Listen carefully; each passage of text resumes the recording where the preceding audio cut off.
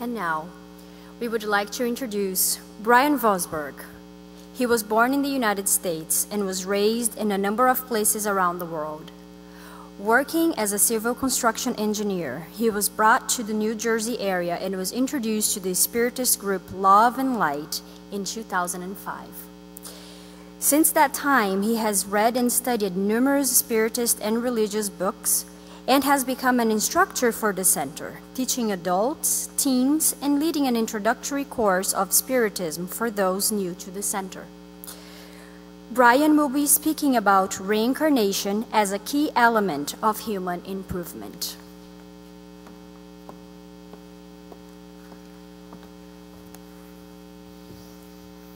Good morning, bom dia. Unfortunately, I don't know more Portuguese. What is the most concrete proof we have on reincarnation? Through Francisco Cândido Xavier, or Chico Xavier, in the book Endearing Gems, we had this paragraph: the logic and understanding in inequality among human beings, why there are some who are reborn into the suffering in a much worse condition than others. We cannot accept the existence of a divine injustice. God's justice is supreme. Therefore, our imbalances are due to ourselves. If I had committed a crime, if I had injured someone, it is only natural. If I had not paid up my moral debt during the short lifespan of my prior existence, it is justified that I pay up for these debts in another existence. Otherwise, we would visualize God as a dictator, handing out medals to some, distributing suffering to others. This would be absolutely inadmissible. Allan Kardec also went into this one with the question 166. How can the soul that has not reached perfection during its corporeal life complete the work of its purification? Answers responded: by submitting to the trial of a new existence. Okay, how does the soul accomplish this new existence? Is it through transformation as a spirit? In order to purify itself, the soul undoubtedly undergoes a transformation.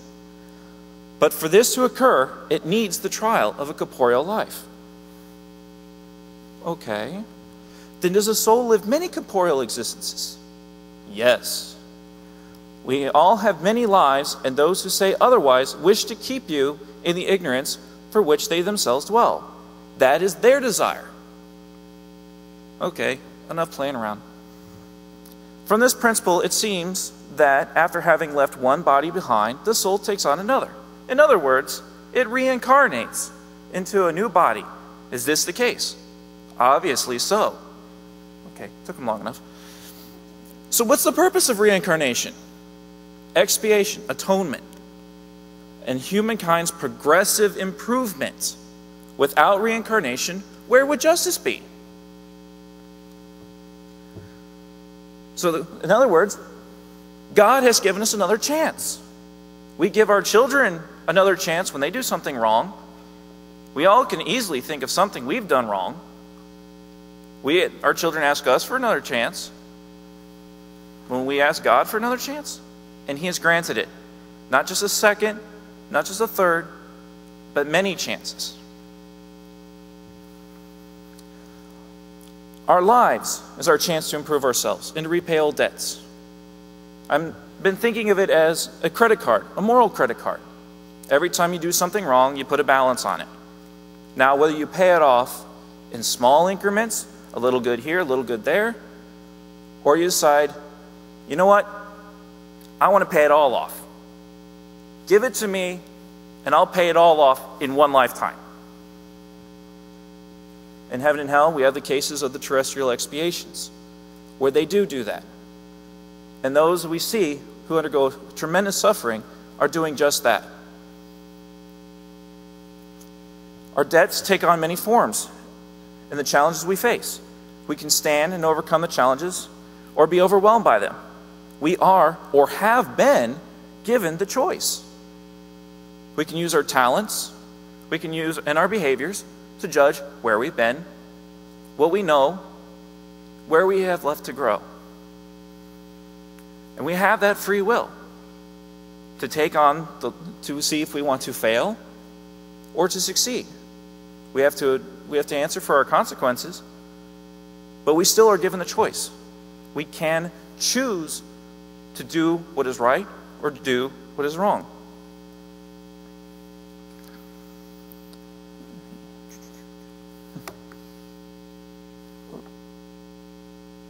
I guess I'm not hitting the button hard enough. Here we go. But God does not allow us to stand alone. He has given us others in the forms of friends, mentors, and adversaries to teach us the skills and give us the strength to grow. We have our friends and family to support us, encourage us, to help us bear our burden for a short period of time. We have our mentors who are willing to sit and listen to us and teach us. Give us the skills we need to grow. And of course, we have our adversaries, our enemies, who are our tests, who are there to put us under pressure. As I use here the example of a diamond, taking a lump of coal and putting heat and pressure on it to turn it into one of the most desired items on earth, the diamond. If you don't believe me, ask my wife. She loves her diamond immensely. So what can we do? Well, you've already started. You're here in a new body. You've already reincarnated. But you can do more. You can learn from your everyday experiences, both the good and the bad, and accept them with humility. Don't just sit there and say, hey, I learned this. Learn and sit there and say, okay, I learned this. Now what can I do more? Thomas Edison went through many, many incarnations of a light bulb to figure out which one would give us our glorious lighting we've got here today. But he didn't get it on the first try. He would learn from his mistakes. He learned many, many different ways on how not to create a light bulb. And we can follow that example.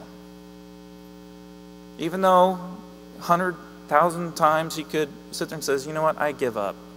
He didn't. He stuck with it. And we have our lighting we have today. St. Augustine also gave us two little words. Know thyself.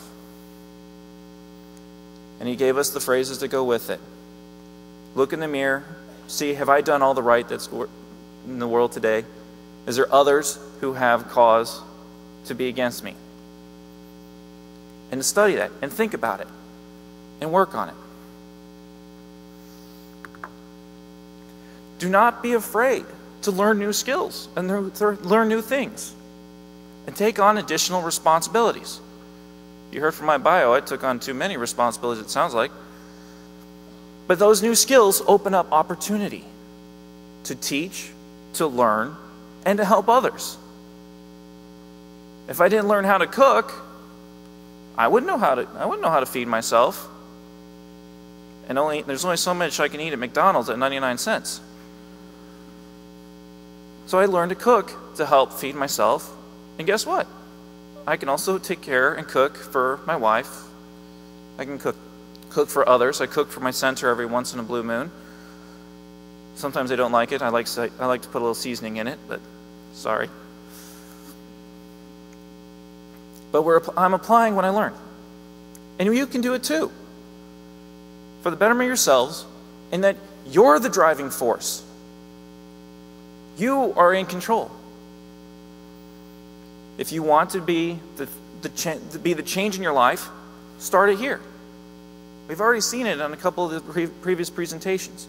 The change comes from here. The new earth starts here. And then we also have to remember there's God's laws. And they don't stop at the church doors. It's not 1 hour of holiness for a week of sin. God's laws are with us. 24 hours a day, 7 days a week, 365 days a year. So we need to follow them.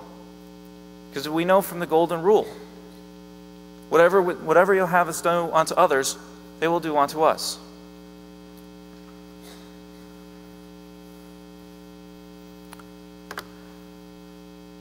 What else can we do? Like I said, the power is with us. The power has always been with us.